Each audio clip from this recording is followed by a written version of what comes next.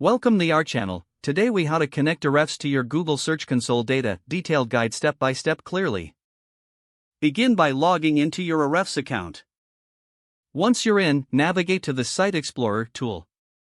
Enter your website's URL in the search bar and click on Search. After the data loads, find the Link Intersect tool in the left sidebar. Click on the Link Intersect option.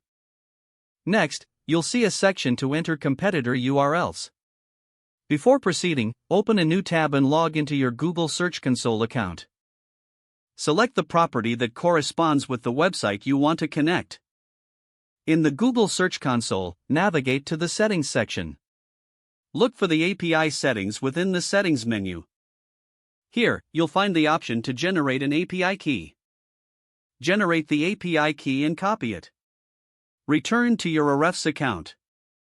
In the Link Intersect tool, find the section to link your Google Search Console data. Paste the API key you copied from the Google Search Console. Click on Connect or similar prompts to authorize the connection. Once connected, you'll see a confirmation message.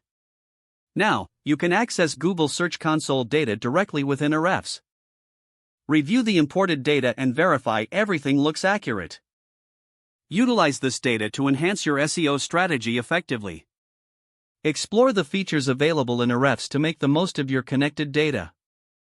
With the connection established, you are now ready to analyze your website's performance seamlessly. If the page does not load, refresh the browser or try again in a private or incognito window.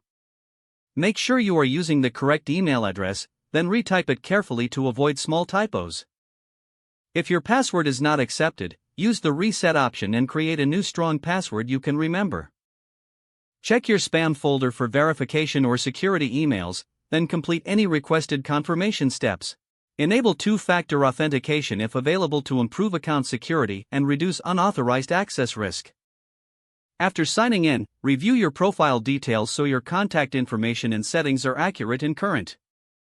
If you see an error message, note it down and try again after restarting your device and internet connection. Don't forget to like this video and subscribe to our channel for more step-by-step tech guides.